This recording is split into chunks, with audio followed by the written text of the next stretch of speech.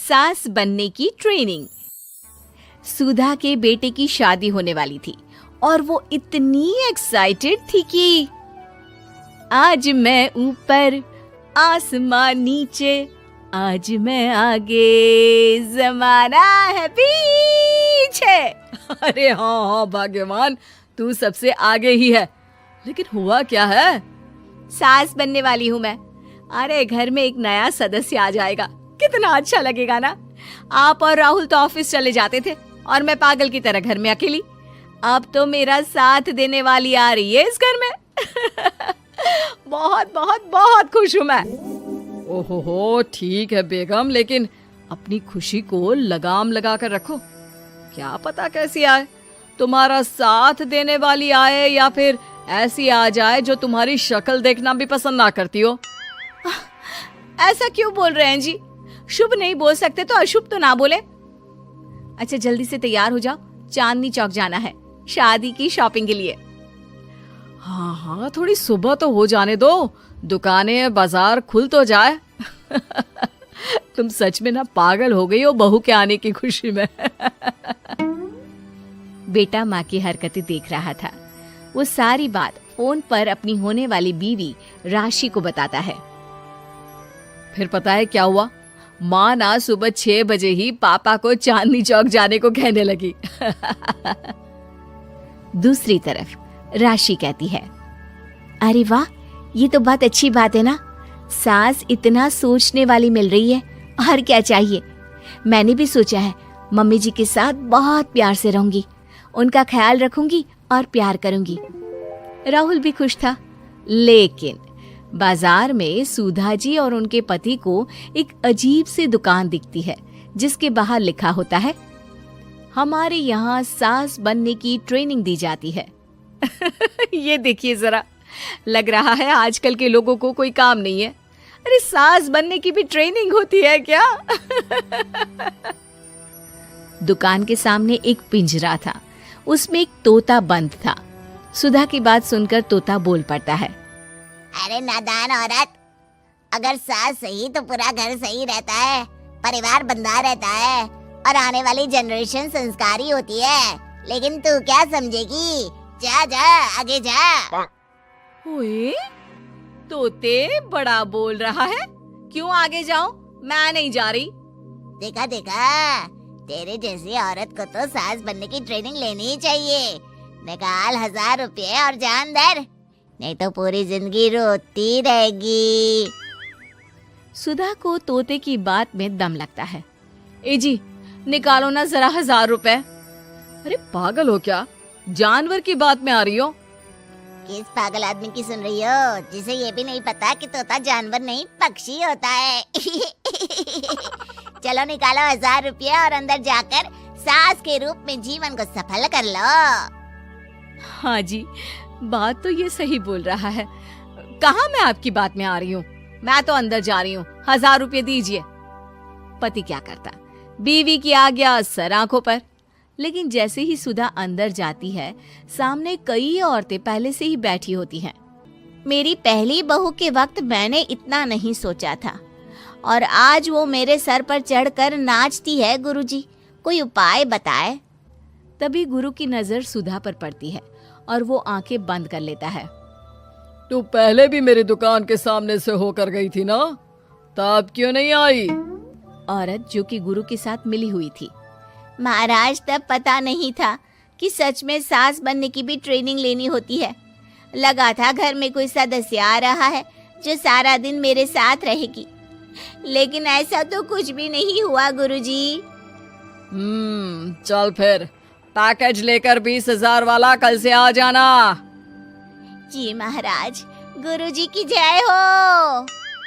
वो औरत भी सुधा को देखती है और कहती है, सही जगह आई हो बहन। 10-20 हजार का मुंह नहीं देखना भाई, बस घर बस जाए तो सोचो गंगा नहा ली। बहुत कमा लेंगे अगर परिवार एक रहा, नहीं तो बुढ़ापा वृद्धाश्रम में बिताओ। सुधा डर जाती है। वो गुरु के पास जाती है और उन्हें पैसे देती है। देखो, एक मंत्र गांठ बांध लो कि कभी भी बहू को बेटी ना समझना। जितना दबाकर पहले दिन से रखोगी, धीरे धीरे प्यार दोगी तो मान रखेगी, नहीं तो। ना जी ना गुरुजी, समझ गई। अरे भला हो भगवान का जो आपसे मिला दिया, नहीं तो मैं।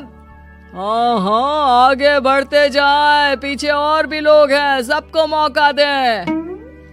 सुधा घर आ जाती है। राशि शादी करके घर आती है तो दिमाग में सास की वही छवि होती है जो राहुल ने दिखाई थी। देखो राशि, मैंने काम वाली हटा दी है। वो क्या है ना, 2000 महीने लेती थी, यानी कि 24,000 साल का, और 5 साल में उसे जोड़ो तो 1,20,000 रुपए। माँ जी, और 10 साल जोड़े तो? तभी राहुल आ जाता है। अरे बस बस, इतना मत जोड़ो, फिलहाल भूख लगी है, कुछ खाने को दो।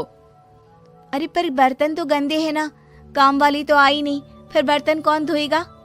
अरे कौन धोएगा मतलब? तू धोएगी? मैं? ठीक है, मैं धो लेती हूँ, धो कर देती हूँ, आप खाना बना ले। अरे खाना भी तू ही बनाएगी? ये क्या बात होती है माँ, क्या हो गया तुझे? कल तक तो कुछ और ही बोल रही थी। लेकिन सुधा का व्यवहार सुधरने का नाम ही नहीं ले रहा था। बहू और बेटा ससुर से बात करते हैं। पिताजी, क्या हो गया है माँ जी को? वो क्यों ऐसे व्यवहार कर रही है जैसे मैं कोई नौकरानी हूँ?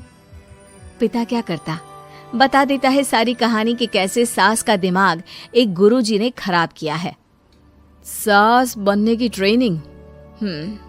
तो मामला ये है, वही मैं कहूँ, कहाँ तो माँ बहू का इंतजार ऐसे कर रही थी मानो साक्षात कोई देवी आने वाली है, लेकिन व्यवहार नौकरानी जैसा।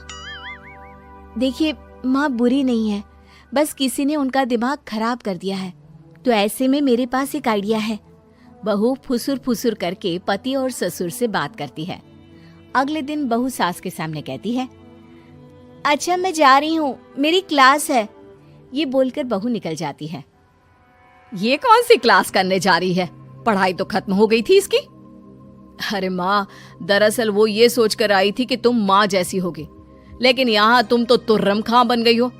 तो वो किसी बहू बनने की ट्रेनिंग वाली क्लास में गई है। ये बोलकर बेटा बाप की ओर देखता है और आंख मार देता है। हाँ हाँ, वो तो तुम्हारी माँ ने भी सास बनने की ट्रेनिंग ली है बेटा। पहले का जमाना और था भाई, कि भोले मन से रिश्ते शुरू किए जाते थे। अब तो नई लड़की घर आते ही नौकरानी हटा देते हैं। बताओ, पिछले 25 साल से वो नौकरानी काम कर रही थी, तब तो कोई हिसाब किताब नहीं हुआ।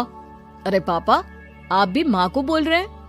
अरे माना, वो माँ समझ कर आई, घर में खुशहाली रखने के लिए हमेशा आप लोगों के साथ उठती बैठती, माँ को कभी जवाब नहीं दिया। लेकिन माँ की क्या गलती? अरे दादी ने भी तो ऐसा ही किया होगा ना माँ के साथ, तभी तो माँ अपनी बहू के साथ ऐसा कर रही है। नहीं, वो तो बहुत अच्छी थी। मेरे आने के बाद तो उन्होंने खाना बनाने वाली भी रख ली थी। अरे तो फिर तुमने क्यों काम वाली हटा दी? किसी के कहने पर अपना घर खराब कर रही हो तुम सुधा। अब बहू भी गई है ट्रेनिंग लेने, पता नहीं क्या सीख कर आएगी। नहीं, मैं अभी जाकर उसे ले आती हूँ। तभी बहू वहां पर आ जाती है। नहीं माँ जी, मैं कहीं नहीं गई थी, मैं तो सिर्फ आपके लिए ये नई साड़ी लेने गई थी। अब तो सब ठीक है ना? सास ने पढ़ी कक्षा 12वीं। पाखी एक मल्टीनेशनल कंपनी में काम करने के साथ सोशल एक्टिविस्ट भी होती है, जो ऑफिस खत्म होने के बाद शाम को घर आकर जरूरतमंद छोटे बच्चों को फ्री में पढ़ाती है। उसकी इस खूबी से बाकी लोगों के साथ सास भी बहुत खुश होती है। तुम सच में बहुत अच्छा काम कर रही हो बेटा, बस ध्यान रखना बच्चे आधे रास्ते में कहीं भटक ना जाए। भटकने से मेरा मतलब सिर्फ गलत काम करना नहीं है। कोई घर की जरूरत के लिए नौकरी करने लगे या किसी के घर वाले उसकी शादी करा दे, ये भी तो मंजिल से भटकना ही होता है ना। वाओ मम्मी, मुझे नहीं पता था कि आप पढ़ाई को लेकर इतनी पर्टिकुलर हो, पर फिक्र मत कीजिए, इनके साथ ऐसा कुछ नहीं होगा। बहू की बात पर मुस्कुराकर सास चली जाती है और पाखी बच्चों को पढ़ाने में बिजी हो जाती है। उसी रात पाखी और विराट साथ बैठकर बातें कर रहे होते हैं, जिसमें बहू सास की पढ़ाई को लेकर नजरिए का विराट के सामने जिक्र करती है। हाँ, मुझे सब पता है। ऐसे ही नहीं ये नालायक लड़का इतना पढ़ लिया। वो मम्मी ही तो है जिन्होंने बचपन से खाना खाया या नहीं से ज्यादा पढ़ाई की या नहीं पूछ पूछ कर मुझे इतना पढ़ने पर मजबूर कर दिया। वो हमेशा मुझे पढ़ाई और सेल्फ इंडिपेंडेंट होने की इम्पोर्टेंस याद दिलाती रही। और आज मेरी ये सरकारी नौकरी, इतनी अच्छी पोस्ट, उसी का तो नतीजा है। वाह, अगर मम्मी इतनी पढ़ी लिखी है तो कोई जॉब क्यों नहीं करती? और अगर जॉब नहीं करती तो मेरे साथ बच्चों को ही पढ़ा ले। तुम्हें किसने बोला कि मम्मी पढ़ी हुई हैं? उन्होंने तो अपनी 12th क्लास भी पूरी नहीं की। उससे पहले ही नाना जी ने मम्मी की शादी करा दी। शायद इसलिए पढ़ाई और अपने पैरों पर खड़े होने को लेकर उनकी सोच ऐसी है, क्योंकि वो खुद ये सब करना चाहती हो। पत्नी की बात सुन के विराट भी सोच में पड़ जाता है। दोनों मिलकर प्लान बनाते हैं और अगले दिन बच्चों को पढ़ाते हुए पाखी उनके पास एक कुर्सी एक्स्ट्रा लगा देती है। ये एक कुर्सी ज्यादा किसके लिए लगाई है बेटा? कोई नया बच्चा आने वाला है क्या? हाँ जी, आज से मेरी एक नई बच्ची मेरे पास, यानी कि मेरी सास, दोबारा पढ़ाई शुरू करने वाली है। अरे क्या पागल जैसी बात कर रही है? भला ये भी मेरी कोई उम्र है बच्चों के बीच बैठकर पढ़ने की? तू बस ना इनके भविष्य पर ध्यान दे, मुझ पर नहीं। मम्मी, सीखने की कोई उम्र नहीं होती, बस इच्छा होती है। और मुझे पता है कि आपके अंदर वो इच्छा आज भी जिंदा है। अरे तू बस अपने काम और इन बच्चों पर ध्यान दे। यहाँ बस सबको बोलने से मतलब है, किसी को नहीं सोचना। अगर बात बाहर निकली तो समाज क्या सोचेगा और परिवार का कितना नाम बदनाम होगा। मम्मी, आपने पापा और इस परिवार के बारे में बहुत सोच लिया। सबकी खुशियों के लिए अपने सपने बहुत कुर्बान कर दिए। अब ये वक्त अपने पर ध्यान देने का है। और जिस समाज की आप बात कर रही हो ना, उसकी तो आदत है हर कामयाब होते इंसान पर पत्थर मारने की। बेटी को भी बहू का साथ देते देख सास गुस्से में अपना सर पकड़कर बड़बड़ाते हुए वहां से चली जाती है। ये स्टूडेंट थोड़ी जिद्दी है, पर इन्हें मैंने 12th क्लास पास नहीं कराई तो मैं भी अपनी सास की बहू नहीं। ये देखने में तो मजा ही आ जाएगा। इसी के साथ पति पत्नी मिलकर सास को पढ़ाने के मिशन पर लग जाते हैं, लेकिन सास उनकी हर कोशिश को नाकाम कर देती है। एक शाम विराट अपनी मम्मी के लिए 12th क्लास की बुक्स लेकर आता है, जिन्हें देखकर इस बार सास का गुस्सा उन दोनों पर मानो फूट ही पड़ता है। अरे तुम दोनों का दिमाग खराब हो गया है क्या, जो ये बेवजह की जिद पकड़े बैठ गए हो? मैंने एक बार बोल दिया ना, मुझे कोई पढ़ाई नहीं करनी। इसके बाद मेरी पढ़ाई को लेकर मुझे घर में कोई जिक्र नहीं चाहिए। पोता पोती पकड़ने की उम्र में किताबें पकड़ूंगी तो अच्छी लगूंगी क्या? अरे परिवार का मजाक बन जाएगा। मम्मी, पोते पोती आप पढ़ने के बाद भी तो खिला सकती हो। और रही मजाक बनाने वाले लोगों की बात, तो उनके पास खुद का कोई सपना होता नहीं, इसलिए दूसरों की उड़ान रोकने की कोशिश करते रहते हैं। बस एक बार माँ, आप कोशिश तो करो। अगर अच्छा नहीं लगा तो हम दोबारा कभी नहीं बोलेंगे। बेटी की बात सुनकर माँ सोच में पड़ जाती है और ये सोचती है कि थोड़े दिन पढ़ लेती हूँ और उसके बाद पढ़ने में अच्छा नहीं लग रहा, ये बोलकर मना कर दूंगी। ऐसी प्लानिंग बनाकर वो पढ़ने के लिए तैयार हो जाती है। मौके का फायदा उठाकर तुरंत वे लोग सास का ओपन से 12th में एडमिशन करा देते हैं। मम्मी, आज से आपकी सारी जिम्मेदारी मेरी। अब तो आपका नाम टॉपर के लिस्ट में आने से कोई नहीं रोक सकता। ये मेरे सीधे बच्चे, इन्हें अंदाजा भी नहीं कि माँ का प्लान क्या है। पाखी सास को पढ़ाना शुरू करती है। दिन बीतते हैं, जिसमें धीरे धीरे सास भी कंफर्टेबल होने लगती है। लेकिन फिर पाखी एक सब्जेक्ट पढ़ने के लिए ट्यूशन जाने का सजेशन देती है, जिस पर बहुत गुस्सा, ड्रामा करने और पाखी के लाख बार मनाने के बाद एक बार फिर सास तैयार हो जाती है। थैंक यू मम्मी, आपको नहीं पता कि आपका 12th क्लास पढ़ना हम दोनों के लिए कितना जरूरी है। अब ये सिर्फ आपका नहीं, हमारा सपना भी बन गया है। बहू की बात सुनकर सास अपने प्लान को लेकर सोच में पड़ जाती है। अगले दिन पाखी सास के साथ उन्हें ट्यूशन छोड़ने जा रही होती है, जहाँ रास्ते में पड़ोस की कुछ औरतें बैठी मिलती हैं। अरे वाह विराट की मम्मी, तुम्हारा इस उम्र में पढ़ाई का कौन सा भूत जाग गया? बहू को बोलो कि पोता पोती दे दे और बच्चों के साथ खेलो। अरे क्या उनके बीच बैठकर अपनी खिल्ली उड़वाने चल पड़ी। आंटी जी, जब सरकार या भगवान ने सीखने की कोई उम्र नहीं रखी तो आपको क्या दिक्कत है? अरे देखो तो जरा, बहू की जुबान कैसे कैंची जैसी चल रही है। अब सास घर संभालने की जगह इन सब चीजों पर ध्यान रखेगी तो बहू के तो ये हाल होने ही है ना। देखा बहू, इसलिए बोलती थी, अरे खाली दिमाग वालों से बहस नहीं करनी चाहिए, क्योंकि वो जब भी मुंह खोलेंगे गू ही बोलेंगे।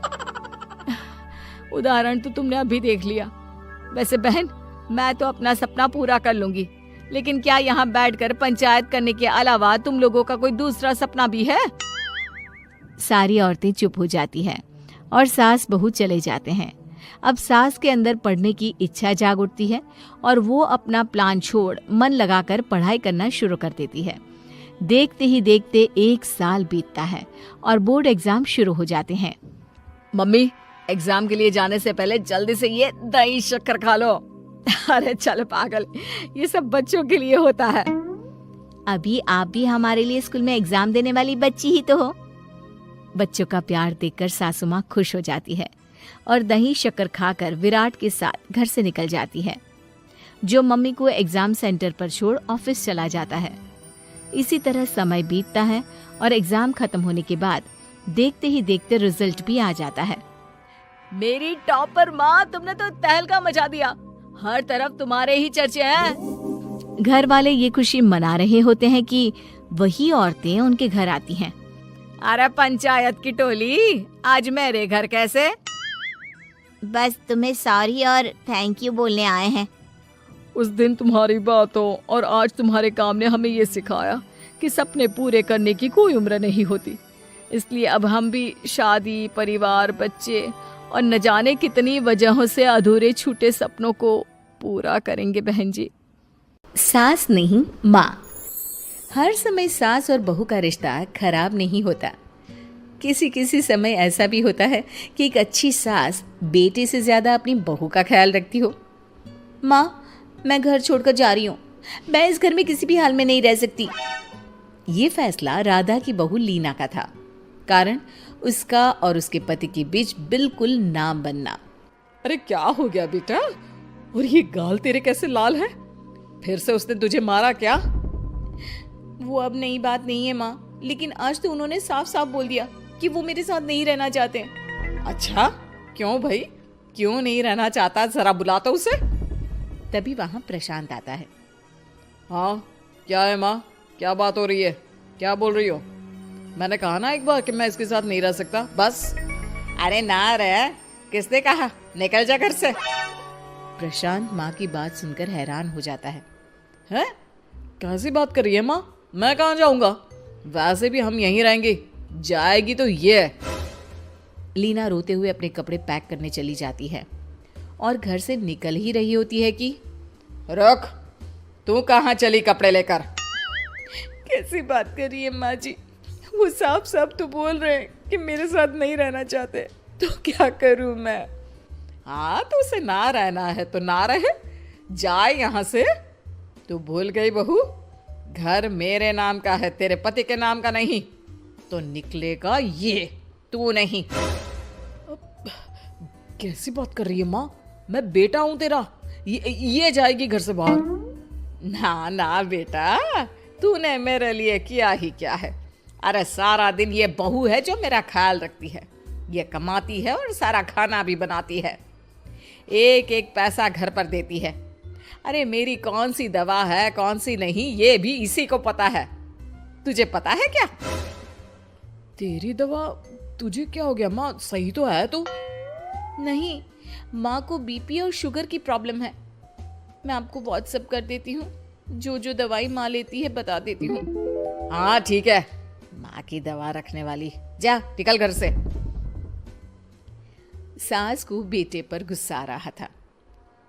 अरे क्यों बोल रहा है बार बार चली जा चली जा? मैं इसे कहीं नहीं जाने दूंगी, यही तो मेरे लिए बुढ़ापे का सहारा है। बेटे को माँ पर गुस्सा आता है। वो घर छोड़कर जाने लगता है कि उसकी बीवी उसे रोक लेती है। देखिए, मेरे कारण आप अपना घर ना छोड़े, मैं दूसरे कमरे में शिफ्ट हो जाती हूँ।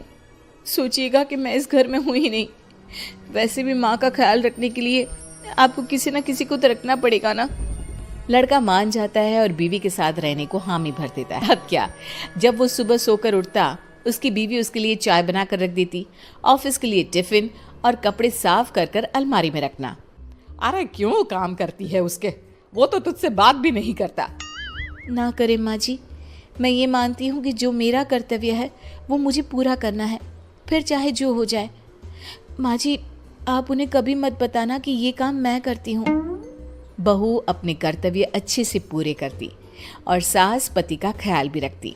वो घर का काम और साथ ही दफ्तर का काम भी पूरा करती। लेकिन फिर एक दिन, तू पति के सामने आती क्यों नहीं? उसे तो तेरी परवाह है नहीं, उसका सारा काम पूरा हो जाता है और आराम से खाता पीता रहता है, फिर तू क्यों परेशान होती रहती है? बहू कुछ नहीं कहती, वहां से चली जाती है। माँ, तू ना ये रोज मेरे लिए चाय और खाना मत बनाया कर, वैसे भी तू थक जाती होगी। अब मैं दूसरी शादी कर रहा हूँ, अब तुझे ज्यादा परेशान होने की जरूरत नहीं है। माँ को बेटी की बात बिल्कुल अच्छी नहीं लगती। वो उसे शादी के लिए मना कर देती है। अरे तेरी बीवी जिंदा है, ना ही तेरा तलाक हुआ है, वो तेरे साथ रहती है, फिर तुझे क्या जरूरत है दूसरी शादी करने की? माँ, वो मुझे पसंद नहीं है, मैं उसके साथ नहीं रह सकता। उसे ना मेरी फिक्र है ना आपकी, मुझे उसके साथ नहीं रहना। बहू के कहने के कारण माँ बेटे से कुछ नहीं कह पाती। वो शांति रहती है, लेकिन फिर भी वो बेटे और बहू के बीच के झगड़े को समझने की कोशिश करती है। अच्छा बेटा, ठीक है, ना रहे उसके साथ, लेकिन ये तो बता कि बहू में कमी क्या है जो तू उसे छोड़ रहा है? देख माँ, इतने दिन से वो मेरे साथ नहीं है, लेकिन मुझे उसकी कोई कमी फील नहीं हो रही। दूसरी बात, मुझे उसकी शक्ल देखना भी पसंद नहीं है। देखा है कैसे रहती है वो। अब सास को माजरा समझ में आ जाता है कि जरूर बेटे को दूसरी लड़कियां पसंद आ रही होंगी, तभी वो ऐसा कर रहा है। बेटे के जाने के बाद वो बहू को बुलाती है। बहू जो काम करके अभी किचन से निकली होती है, उसके सारे बाल बिखरे होते हैं, पास से मसाले की बू आ रही होती है और उसकी शक्ल से चमक भी चली गई होती है, कपड़े भी अस्त व्यस्त। बेटा, तू खुद का ख्याल क्यों नहीं रखती है? माँ जी, वक्त ही नहीं मिलता, फिर आजकल तो ऑफिस घर से ही चल रहा है, तो क्या ख्याल रखना। ऐसा नहीं है बेटा, ऑफिस घर से चल रहा है तो खुद का ख्याल ना रखा जाए। अरे देख, दूसरी लड़कियों को कितनी स्मार्ट होकर रहती है। पर माँ जी, अब क्या जरूरत है, घर चल रहा है ना ठीक से, और क्या चाहिए। वैसे तो देखा जाए तो कोई जरूरत नहीं, लेकिन खुद के लिए जरूरत है। अरे खुद को 1 घंटा देना जरूरी है, क्योंकि निरोगी शरीर के लिए खुद का ध्यान रखना कोई फैशन नहीं है, जरूरत है। बहू को समझ में नहीं आता कि सास क्यों उसे ये सब समझा रही है, लेकिन बहू के काम के बीच में उसे उसके लिए कैसे समय निकलवाना है ये समझाने के लिए सास उसे अपने साथ ले जाती है। बहू, आज से हम दोनों योगा करेंगे, जिम जाएंगे और हाँ, हेल्दी डाइट भी फॉलो करेंगे, साथ ही पार्लर भी चलेंगे। सास बहू दोनों मिलकर खुद को वक्त देना शुरू कर देती हैं और फिर कुछ ही महीनों में। क्या बात है बहू, तू तो पहचान में ही नहीं आ रही है, कैसे? सब आपकी मेहरबानी है माँ जी, सच्ची मैंने खुद को बहुत इग्नोर कर दिया था, लेकिन अब लग रहा है कि मैं गलत थी माँ जी। सास और बहू बात कर ही रहे होते हैं कि सामने से पति आ जाता है। वो बीवी को देखता ही रह जाता है। हाँ, तो तू क्या कह रहा था कि तू दूसरी शादी करेगा? मैंने बहू से बात कर ली है। बहू, अब कल से तू जो इसे खाना बनाकर टिफिन देती थी ना, इसके सोकर उठने से पहले चाय रख देती थी, इसके कपड़ों से लेकर सारी चीजों का ख्याल रखती थी ना, वो छोड़ देना। कल से कोई और ला रहा है ये। बेटा समझ नहीं पाता कि उसकी बीवी इतनी प्यारी कैसे हो गई। अब बहू को क्या देख रहा है? तलाक के पेपर मैंने बनवा लिए हैं और हाँ, ऊपर का पोर्शन भी खाली करवा लिया है। किराया देकर रहना शुरू कर देना अपनी नई बीवी के साथ। मैं तो अपनी बहू को नहीं छोड़ सकती। माँ, मैं भी नहीं छोड़ सकता अपना परिवार, मेरी बीवी और इस घर को। मुझे माफ कर दो आप लोग।